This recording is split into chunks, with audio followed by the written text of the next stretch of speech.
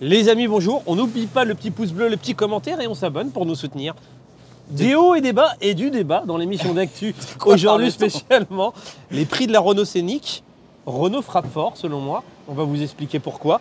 On va parler de quoi aussi? De la baisse généralisée globalement. Parce que c'est une année qui démarre avec en 2024, beaucoup perdent leur bonus. On va voir comment les constructeurs réagissent. Qu'est-ce qu'on va parler de quoi d'autre?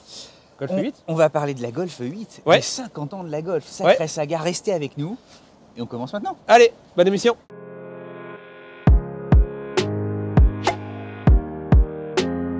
On nous aurait dit, ne serait-ce qu'il y a quelques mois, que le Scénic deviendrait un concurrent direct et peut-être un Tesla modèle Y killer, qui aurait prêté l'oreille. On nous aurait dit qu'on aurait fait du putaclic. C'est vrai que c'est une très bonne intro, c'est une très bonne façon de lancer le sujet. Et résultat des courses, le Scénic, puisqu'on parle vraiment du Scénic, il est de manière strictement objective, ultra bien positionné.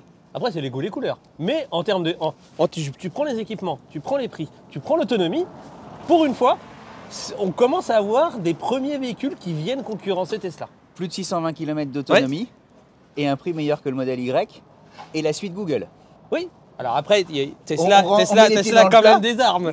Mais globalement, je me mets à la place de quelqu'un qui, tu sais, gère les flottes automobiles des grands groupes, du CAC 40 et tout ça, et qui font les car policy. Jusqu'à présent, je pense que le modèle Y, Jean pourrait nous en parler, était évidemment donné archi-leader. Là, il va rentrer dans sa calcul. En flotte entreprise, probablement, mais je suis pas Alors, sûr, je sais pas. un petit peu quand même, parce que Laura est magnifique. Mais Dacia, qui est un énorme vendeur de voitures en termes de volume, vend quasiment rien en flotte entreprise. Parce qu'il n'y avait pas de remise. Oui, sur les mais flottes. Tesla, je crois pas qu'ils fassent de remise. Alors, ils font pas de remise, mais sur tu sais, les sociétés et les PME, avec un peu de sous, t'as des mecs qui balancent assez vite. Et puis les mecs qui ont des PME et tout ça, en fait, Dacia, pour eux, ils veulent du premium. Tu vois, donc c'est en revanche moi, le nouveau Duster, je serais content. On serait tous contents, mais le Duster vient d'arriver. C'est vrai. Là, ce qui se passe, c'est que le nouveau Scénic est confinance. Je regarde la caméra. Ça fait une semaine que j'arrête pas de me le configurer. Je me le configure sur le site belge parce que c'est le seul pour le moment. Parce que le site France, il n'est pas encore prêt. Ce que vous vous rendez pas compte, c'est que Cédric fait des configurations dans tous les sens. Ça, c'est assez rigolo. Et je suis assez admiratif parce que après 25 ans d'automobile, tu rentres le soir, tu as parlé d'automobile, tu fais pas tous les soirs, mais tu le fais quand même dans la semaine. Je le fais juste avant de m'endormir, quand je referme un livre et tout, je me dis tiens, allez hop, je le fais en 2 minutes. Et là, le Scénic, c'est un moment important et je suis en plus en train de te voler la parole, mais je suis allé me configurer le meilleur, bleu foncé, l'intérieur clair, le truc est juste magnifique. Bon, voilà. Alors ça c'est ton biais. On va ramener un peu de... Non mais c'est vrai, je peux te le montrer, je en capture d'écran. Mais t'as le droit et en plus il est plutôt réussi. Ceux qui nous suivent, on avait fait la World Premiere donc, de ce Renault Scénic et on vous parle de l'activité principale parce que les prix viennent de tomber. Et en fait les prix sont à un niveau qu'on n'attendait pas. C'est-à-dire que quand on avait fait la World Premiere, le discours qu'on avait eu de la marque, c'était ce qu'on veut, c'est aller chasser dans les terres du modèle Y. Nous, on était là, ouais, ça on l'a entendu 50 fois, vous allez arriver avec votre truc à 55 000 € et on verra comment ça va sortir. Et là, les prix viennent de tomber et les prix sont vachement bien placés, voire mieux placés que le Tesla modèle Y. Alors après, tu as des différences. Pour rappel, le Renault Scénic, il sera disponible en 100% électrique. On va vous mettre des photos. Avant, c'était un monospace. Donc certains vont râler parce que ça devient un SUV. Je suis un peu dans votre équipe. Moi, je le comprends. Toi, au contraire, t'aimes bien. Moi, je suis un peu team, un peu marre des SUV. Mais en même temps, quand ton job, c'est de vendre des voitures. Vincent, c'est une affirmation. Parce que c'est pas un SUV. Un SUV, c'est plus d'1,60 m. Et il est sous les 1,60 m. Bon, il y a des... Voilà, non, mais en termes d'architecture, les ingénieurs te disent non, c'est une sorte de monospace SUVisant. Je ne lance pas le débat. Ouais. Le seul truc, c'est que un constructeur auto, c'est un commerçant. Donc quand tu es commerçant, tu essaies de mettre des produits sur tes étagères que les gens achètent. Force est de constater que les gens achètent des SUV. Donc certains vont dire, les gens achètent des SUV parce que les constructeurs proposent que des SUV. Donc c'est le chat qui se mord la queue, mais en tous les cas, je comprends la logique. Rappel, voiture 100% électrique pour la première fois, elle va être proposée en 2 motorisations, avec 2 autonomies et avec 2 batteries.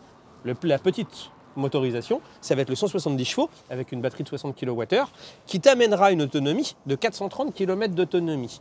Il y a une autre donnée qui est importante à regarder, c'est la puissance de recharge. Parce que globalement, c'est combien tu as d'autonomie, mais quand tu vas arriver à la pompe, mais c'est pas vraiment la pompe, combien de temps tu vas mettre pour recharger. 130 kW, c'est correct sans être fou. Par contre, autonomie 430 pour le prix, c'est plutôt pas mal. C'est très bien. Puis 130 kW pour 60 kW, vous me pardonnez d'être très très vite, en fait ça va rapidement. Oui, c'est correct. Ensuite, tu as le modèle avec la plus grande autonomie. Donc là, qui sera à 220 chevaux avec une batterie de 87 kWh qui là te donnera une autonomie de 625 km. Ce sont des données en WLTP, c'est il faut enlever 25%. Et là, pour le coup, ça devient plutôt pas mal parce que l'autonomie du meilleur modèle Y. Je crois que c'est 500, je l'ai noté, je te dis une mais bêtise. c'est pour qu'on prenne conscience de la différence. Le modèle Y le moins cher, c'est 455 km et tu as une grande autonomie, je ne l'ai plus en tête, mais qui doit être à 550, je crois, de mémoire. Exactement. Tu te rends compte du gap ou pas? Oui. Pour une fois, c'est la première fois qu'on voit un véhicule, j'essaie de prendre le recul en voyant ce qu'il y a d'autre dans le marché, où on peut se dire, il y a compétition avec le Tesla. Alors, on attend impatiemment le 3008, oui, mais qui lui, en fait, entamera sa carrière véritablement, probablement au début de l'été si tout va bien, ou plus sérieusement, en fait, à la rentrée. On fait un énorme ping, ça fait 5 minutes qu'on parle pour annoncer les prix, on n'a pas lancé le début d'un prix. Non, mais en fait, mais achetez-le, en fait, le Scénic. Non, mais... et le 3000, bah, si le 3008, lui, va devoir faire aussi son effort, il va y avoir une vraie compétition. Parce que le 3008, avec la meilleure autonomie, il est à 700 km. Donc ça va être des grosses compètes. Hein. Moi, en look, en fait, j'aimais beaucoup le design intérieur 3008. Donc moi, j'ai tendance à préférer un chouïa le 3008. Mais j'ai peur que moi, ce qui me fait peur, c'est le prix du 3008. C'est à quel prix il va sortir. Et le Scénic était vraiment très bien réussi. Là, Vincent, on partage à la cantonade. Mais c'est inimaginable que Stellantis affiche des prix qui soient supérieurs à ceux de la compétition. C'est dur d'aller sur le... Pour moi, j'attends vraiment de voir. Okay. Mais moi, si Stellantis si Peugeot arrive à sortir le prix du 3008 au prix du Scénic là actuellement, chapeau, moi j'y crois moyennement. Hein. Du coup, on va nous annoncer quand même un peu les prix parce ça fait une heure qu'on vous dit sur les prix. Alors, qui parle, ils ont pas annoncé le truc. Le premier modèle, donc 870 chevaux avec la petite autonomie de 430 km, il va sortir, je cherche mes chiffres, à 39 990 € hors bonus. Hors bonus. C'est dingue. Donc là, nous, on vous annonce depuis des mois la bataille des prix et en plus... On va un peu s'autocongratuler, il ne faut pas non plus en faire trop d'étonnes, mais on a annoncé la bataille des prix à venir dans une période où tout le monde augmentait ses prix. Donc on a été, j'ai l'impression... Ce qu'il faut se dire, c'est que 39 000 € en prix facial, tu as des compacts, je ne veux pas les citer, oui. Thermiques, oui. Parfois de 150 chevaux bien équipés, qui sont à ce prix-là. Les prix ont fortement augmenté. Mais là, je pense qu'on va revenir à une baisse des prix. Donc ça sera la modèle petite autonomie. C'est quasiment le prix de la Tesla Model Y propulsion, donc celle avec la petite autonomie. Mais, c'est moins cher d'ailleurs, mais la Tesla Model Y avec la petite autonomie, elle est un peu plus puissante et elle propose un peu plus d'équipement. Alors ça, c'est l'argument, effectivement, des fidèles de Tesla et qui s'entend, moi le premier, dire que même la version grande autonomie du Scénic, elle n'a que 220 chevaux. Oui. Et tu es loin, effectivement, de la vélocité d'une Tesla. Voilà, il faut le dire. Une Tesla, c'est 5 secondes de 0 à 100. La version performance, tu es en dessous des 4 secondes. Le Scénic, tu es à 7 secondes. Voilà. Bon, voilà. Et donc là, la grande autonomie de 200 chevaux, elle sera à 46 990 € hors bonus. Donc déjà, elle se met pile dans les clous pour avoir le bonus. Et là, pour le coup, tu peux plus comparer à la Tesla Model Y. Et là, pour le coup, il y a aussi débat, parce qu'en plus, tu as certains niveaux de finition. Donc à 39 990 €, tu as une version bas de gamme ou d'entrée de gamme, alors qu'à 46 990 €, tu démarres directement dans une version un peu mieux équipée. Donc ok, là, il commence à y avoir débat. Tesla va avoir comme avantage d'avoir une version plus véloce. Le réseau de superchargeurs aussi, on en parle assez peu, mais ça mine de rien, c'est aussi un avantage. Et la Scénic va avoir comme avantage de dire qu'elle a une présentation intérieure, à mon avis, un peu plus automobile, un peu plus flatteuse à mon goût, je trouve. Et que tu as le réseau d'entretien du groupe Renault. Donc du coup, celui qui est pro-Tesla, il peut entendre que le Scénic vient concurrencer réellement. Celui qui est pro-Renault, il peut se dire, on a une voiture qui vient vraiment concurrencer Tesla. C'est une question que je pose à la cantonade. Est-ce que pour la première fois, on n'aurait pas en réalité une alternative avec le plus d'arguments possible face à Tesla? C'est exactement ça mon point. Et les superchargeurs... Que tu aimes ou que tu n'aimes pas. Les superchargeurs aujourd'hui, normalement, sauf erreur, doivent s'ouvrir à la concurrence. Et cet été, tu avais justement des amoureux de Tesla qui disaient... en puissance de recharge, Tesla restera quand même devant. Devant, naturellement. Mais le fait de dire on avait nos propres stations-service, en fait, ça s'amenuise aussi. Et Mais là, le prix, ce qu'on ne s'en rend pas bien compte, c'est que tu regardes en face des marques comme le Kona, avec sa version d'entrée de gamme qui a 41 000 €, il n'a que 377 km d'autonomie. Donc là, ça va être dur. non, mais ça veut dire qu'il y a des réunions en ce moment, t'as- les mecs qui se disent Bah, comment tout on le va monde- faire sur tout les le- prix. bah, Quoi. tout le monde va baisser les prix en fait. ID4, ils viennent à peine de baisser. Bam, Renault il sort. Et ID4 qui était qui redevenait très compétitif. Mais on en a parlé Et là, la semaine et là, dernière. d'un coup, t'en as un autre qui devient à nouveau. Donc là, la bataille des prix et le nerf de la guerre, celui qu'on attend, qui est d'ailleurs, je crois que c'est un 5008 devant moi, j'allais dire. Je le vois qu'il y a ces jolis gris devant moi. Et c'est un 5008. Bah, moi, je suis très curieux de voir l'annonce 3008. En parlant de voitures impressionnantes, Oui, la Golf 8 va arriver oui. et fait son restylage. Las Vegas en ce moment, au fameux Consumer Electronics Show. ChatGPT. Et ils ont présenté la nouvelle planche de bord, donc de cette phase 2 de la Golf 8. Et il y a un très bel et grand écran qui était au fond la critique qui avait été formulée lors de la naissance de la Golf 8, tout début 2020, en disant il y a des écrans, mais malgré tout, ils ne sont pas aussi extraordinaires qu'on l'imaginait. Ok. Allez regarder, ils ont pris comme finition la Golf GTI. Oui. Et là, tu te dis, bah, ça y est, la Golf 8 revient vraiment, en tout cas de manière solide, dans le game des compacts à suivre. Ok. La Golf va fêter ses 50 ans Ah, pas plus. en 2024. Ah, c'est j'aurais une dit plus, vraie moi. saga. Ok. Et alors, la Golf, c'est la Volkswagen la plus vendue ever, avec 36 millions d'unités. 36 millions d'unités, ça la met en 3e position des voitures les plus vendues au monde. Juste la numéro 1, ça sera l'essai de vendredi. Exactement. La Toyota Corolla. 50 millions. Et alors, qui est deuxième? Une américaine, Ford F-150, une connerie comme ça, Tu non? connais ça? Voilà, le F-Series, le Ford F-150. En vrai, il a fait des TikTok hier et je l'avais entendu. Ah bon. Je sais sûr. Il faut qu'on soit discret là. Hein. Voilà. Mais la Golf, vraiment une histoire à suivre.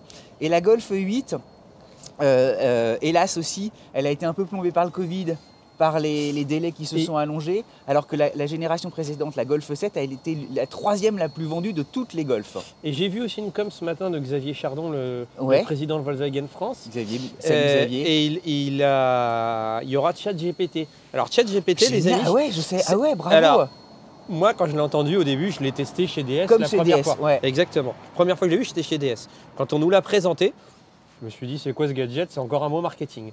Honnêtement, à utiliser, c'est pratique. Allez regarder C'est l'essai rigolo, qu'on a fait en c'est DS7 fun. à Je suis Londres. pas en train de vous dire que ça vous change la vie, mais c'est moins gadget que ça peut le paraître.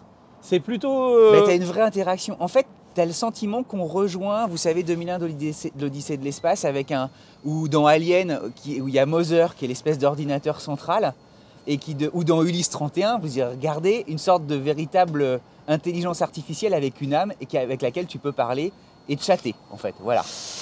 MG. Donc MG perd le bonus, finalement il va couvrir le bonus. Donc le bonus de 4 000 €, en fait il va être appliqué sur la MG4 par exemple, ils vont combler en baissant le prix de la voiture. Donc putain, ils en ont, pardon pour le grand mot, et c'est sorti Ils seul, en ont sous le pied. Parce que pour baisser de 4 000 € une voiture qui était déjà pas très chère, c'est impressionnant. MG révélation de ces dernières années. Oui. Un constructeur évidemment qui a une très longue histoire, mais qui, repris par les Chinois, revient sur le Mais ce qui marché est marrant, il y a c'est qu'ils 2-3 vendent ans. peu en Chine, mais beaucoup en Europe. Et aujourd'hui est devenu un acteur incontournable. Et ce qui est rigolo à voir, c'est je ne sais pas, j'ai lu des news contradictoires. J'ai lu qu'à la fois ils vont baisser sur toute la gamme électrifiée, mais à la fois ça serait que sur la MG4. Qui nous saluait. Ah, Voilà. j'ai pas vu. Dis bonjour. Une autre petite news dans la baisse des prix, on vous parlait de Volkswagen. Donc on vous avait annoncé la baisse des prix de l'ID3, l'ID4, l'ID5. Ouais. Ceux qui ont vu l'émission la semaine dernière, ils font globalement la même chose sur l'ID7. L'ID7 qui vient à peine de sortir. Super, parce qu'elle, c'est grande autonomie. Tu Oui. sais, c'est les grandes moi, j'ai pas berlines qui essayé. arrivent pour justement essayer de rassurer les gros rouleurs, ceux qui font plus de 500 km, l'autoroute et tout ça, génial quoi. En fait, tu as la nouvelle version. En fait, ils ont créé une nouvelle version Plus de 700, hein. qui s'appelle Life Max. C'est une nouvelle version à toute la gamme ID. Globalement, ça reprend une version cœur de gamme. Il l'équipe un peu mieux et il la baisse de prix. Donc finalement, ça te revient à 8 000 € moins cher avec une voiture plus équipée. Donc elle passera à 59 990 €. On va faire des petits quiz. Le bilan 2023 portait sur les voitures particulières. Là, le marché flotte automobile France Oui. vient de publier ces chiffres. Au nom des sociétés, il y a eu quasiment 600 000 unités, donc c'est presque la moitié de voitures de société immatriculées en France. Quels sont Un tiers, c'est ce que j'en ai mis en 7. un tiers? En fait, tu as dedans les flottes, c'est les grandes flottes. Donc, Ok. ils ne tiennent pas compte, tu sais, par exemple, par exemple, d'un avocat qui s'achète sa voiture Ok. au nom de sa. Donc, Ok. en vrai, c'est quasiment. Merci de me La moitié. corriger. C'est la moitié. Là, c'est surtout sur les flottes. Ce qui est intéressant, c'est qu'on retrouve en fait un niveau du marché flotte de 2019. Donc, Ce qui est bon signe. ce qui est très bon signe. Et alors, petit quiz. Quelle est la marque qui se démarque le plus justement en 2023 et avec 102 000 unités sur ce marché flotte et qui a performé, avec notamment sa petite citadine, enfin sa citadine et un SUV sympa.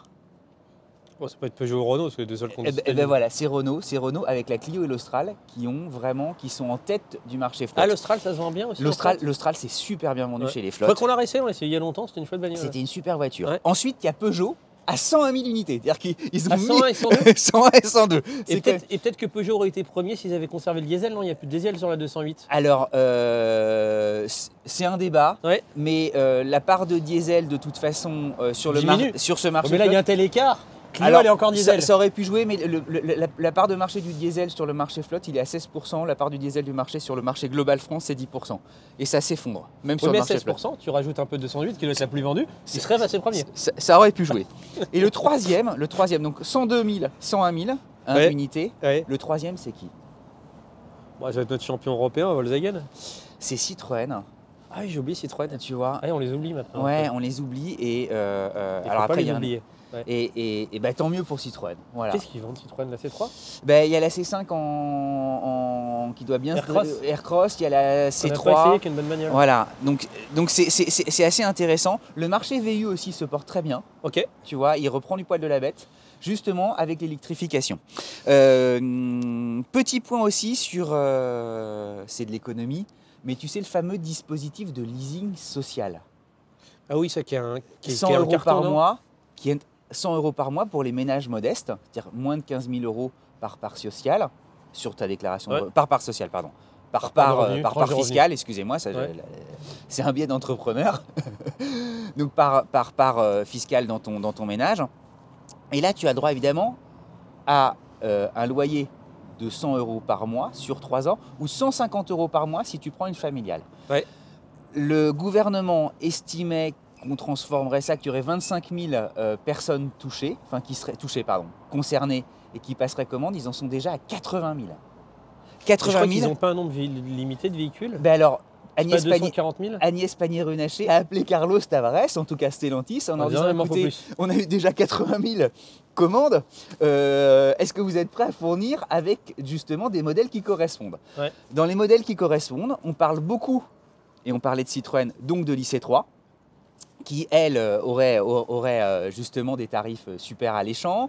Opel aussi, avec 119 euros par mois, peut être tout à fait intéressant. Parce que tu sais, ce truc-là, on va prendre toutes les voitures qui ont des prix déjà corrects en loyer Ouais. et qui peuvent tout à fait intéresser les ménages modestes.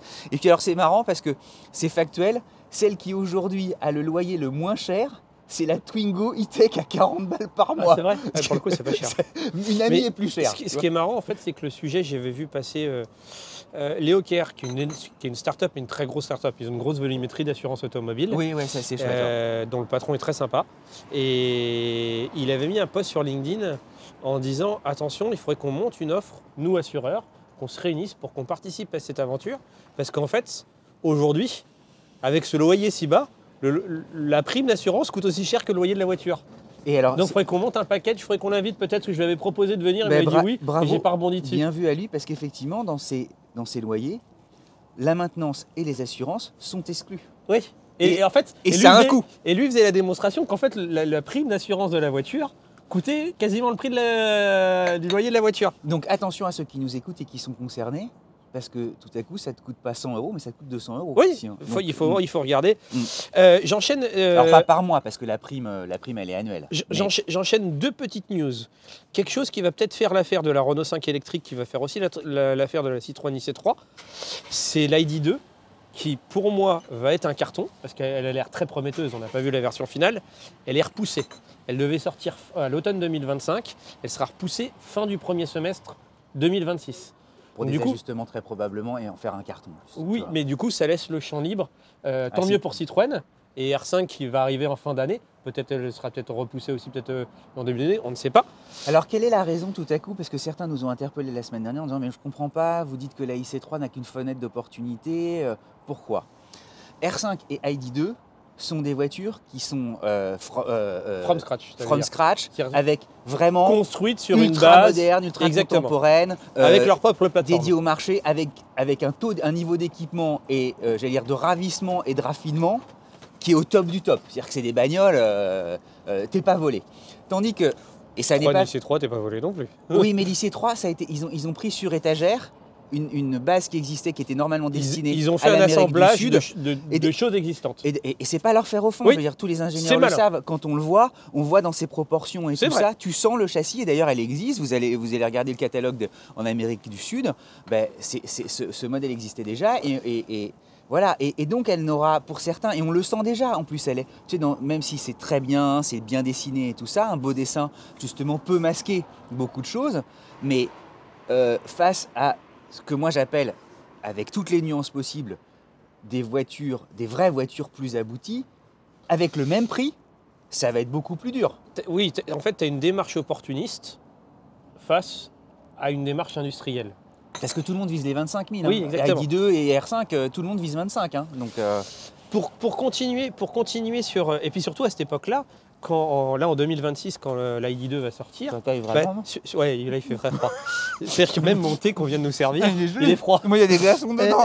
J'ai la banquise. Quand l'ID2 elle va sortir, bah là t'auras pas qu'à la Citroën IC3. T'auras la R5 électrique, t'auras probablement la Twingo électrique, la nouvelle Twingo électrique qui sera sortie. Et qui sera fabriquée avec Volkswagen. Ils ont des discussions en ce moment. T'auras dans les cartons la Hyundai Ioniq 2 aussi. Donc en fait, il y aura un peu plus t'arrives tard, plus il y a de monde sur le marché. Dans les baisses des prix, en fait, je vous ai trouvé les petites offres sans en faire non plus une tonne. Comment ceux qui étaient exclus du bonus 2024 ont réagi. Donc on a vu qu'avec MG, ils comblaient le bonus eux-mêmes. Chez Kia, sur le mois de janvier, je ne sais pas si ça va se prononcer, ils te font 4 000 € de remise, donc l'équivalent du bonus, sur la Niro et sur le V6. Nissan avec l'Aria, ils te font 5 000 € de réduction. Non mais tu te rends compte Dacia avec la Spring, je crois que la Spring avait été retirée temporairement du catalogue en fin d'année. Ils l'ont remis, eux ils te la baissent de 2 400 €. Pour compenser. Pour compenser. Donc ça ne compense pas tout à fait, mais ça compense une partie. Elle Mais passe de 20 800 à 18 400 pour la version essentielle 45 chevaux. Et la version qui, moi, le plus mon goût, l'extrême 65 chevaux, elle passe sous les 20 000 €. Mais c'est exactement les pronostics en fait qui étaient les tiens il y a quelques mois en disant la guerre des prix arrive en Oui. fait et va justement permettre un... Et ça va être intéressant de voir ces premiers mois. Parce qu'en fait, ceux qui ont baissé, ils vont voir si c'est un impact fort sur leur vente en disant je continue. Et ceux qui n'ont pas bossé vont se dire putain, je vends plus la queue d'une voiture, il va falloir que je baisse. Ou finalement, ils vont se dire bah, ça se vend tant mieux, je baisse pas. Donc ces premiers mois de l'année 2024 vont être. Mais en fait, tu risques de perdre des parts de marché parce que certains vont se dire zut, attendez, moi je veux conforter mes marges. C'est une discussion qu'on a même off avec beaucoup. Hein. Mais en disant ok, tu confortes tes marges, mais à un moment, tu perds ton chiffre d'affaires, tu rentres plus de cash et tu tiens combien de temps? Et les autres ont bouffé tes parts de marché. En fait, ça va être une stratégie, pour moi, on va arriver à une stratégie un peu entre les deux. Avant, les constructeurs, je sais que le consommateur n'aime pas entendre ça, mais avant, quand tu étais un constructeur et que tu gagnais rien sur une voiture, d'un point de vue commerce, d'un point de vue entreprise, c'était pas normal. Mais c'est un non-sens. Et on est passé... Quelle entreprise ne veut pas gagner d'argent? Mais par contre, on est passé à un extrême trop important. C'est-à-dire que tout le monde s'est vu beau avec la crise des semi-conducteurs, le carnet de commandes plein, et que tu n'arrivais pas à livrer, donc tout le monde a augmenté les prix. Mais sauf que là, comme maintenant on arrive un peu à prévisionner, on voit que le carnet de commandes, il se remplit plus. Donc là, on revient et je pense qu'on va arriver à un entre-deux. Mais on va arriver à une économie, en fait, on va retrouver un marché normal, tu vois, qui était sans contrainte et voilà. L'avenir nous le dira. Moi, ma dernière news, Ouais. ça va être le prix annoncé de la Skoda Superbe. Anecdote un peu rigolote. c'est qu'en fait la Skoda Superbe, donc elle est fabriquée avec la Passat. Pour que les gens le comprennent, elle est fabriquée, je crois, en République tchèque, je suis pas sûr de mon coup. En tous les cas, la Skoda Superbe et la nouvelle Passat, qui dispose uniquement en break, la nouvelle Passat, sont fabriquées ensemble. La Skoda Superbe va d'abord sortir uniquement en break. Tu auras un moteur diesel 150 chevaux, un moteur essence 150 chevaux. La Skoda Superbe, le prix d'appel est plus cher que la Passat. C'est rigolo, c'est-à-dire que Skoda, les voitures sont devenues d'un tel niveau qu'ils peuvent se permettre de dire... Alors, il y a une logique en fait. Le premier niveau de finition de la Skoda Superbe est en équipement beaucoup mieux doté que le premier niveau de la Passat. Donc en fait, si tu enlevais les équipements de la Skoda, elle serait probablement moins chère. Mais c'est rigolo à voir. Et je vais vous donner les prix. L'essence sortira à 45 480 € en finition sélection. Et la finition la plus haut de gamme que j'aimerais bien essayer, qui s'appelle Laurine et Clément chez Skoda, qui est magnifique, sortira à 54 330 € en essence. Et le diesel sera en finition sélection sous les 50 000 €, 49 880 € et 57 830 € en finition Laurine et Clément. Ah oui, c'est ce sera tout pour moi, comme ouais. on dit au Jamel Comedy Club. On va terminer sur un petit point, les fameuses zones à faible émission. Tu sais, on a repoussé parce que ça exclut un certain nombre d'automobiles. On en parlait peu. Et là, Marseille vient d'indiquer qu'avant la fin de l'année, ils allaient très probablement interdire de circulation toutes les vignettes critères 3. Donc il ne resterait plus que les 2, les 1 et les 100% électriques. Ça concerne à Marseille plus de 300 000 voitures, donc c'est pas rien. Énorme. Et la solution pour faire passer la pilule, c'est de dire que Marseille ils réfléchissent à une subvention à attribuer justement à ceux qui souhaiteraient s'offrir une nouvelle voiture, qui s'ajouterait probablement à toutes les aides déjà existantes, et la subvention, on verra ce qu'il en ressort, serait de 5 000 €. Voilà. Mais ça veut dire que les ZFE, même si elles ont été repoussées, 2024, 2025, toutes les villes vont commencer quand même à dire « Allez les gars… » Est-ce qu'on ne perd pas la tête? C'est-à-dire que moi, le principe des ZFE, je ne vais pas apporter ma pierre à l'édifice. Chacun se fera son opinion, j'ai pas de réponse. En fait, c'est ce qui une me loi choque européenne, tu sais, et dans laquelle qui fonctionne ailleurs, en fait. En fait, je lance pas le débat. Je me ni pour ni contre. Je dis, en fait, j'enlève ce débat-là. Nous, on a surgazisé notre marché et on s'est fait un peu avoir. Parce que moi, je rentre pas dans ce débat-là parce que j'ai pas de choses intelligentes à dire. Le point que je veux dire, c'est qu'en fait, quand tu achètes une voiture qui va te coûter globalement 30 000 €, l'État te met 5 000 €, la ville te met 5 000 €, globalement, tu es à 10 000 €. Est-ce que c'est normal qu'en fait, un État vienne t'aider à acheter une voiture? C'est ça qui me dérange. Et ben on en termine là. Voilà. La bise à mamie, à très vite. Vendredi. Je poursuivre sur la ville de Lyon qui, elle aussi, réfléchit à une taxe sur les SUV. Il veut qu'on arrête. Toyota Corolla, vendredi. La bise à mamie, à très vite. On vous embrasse, abonnez-vous.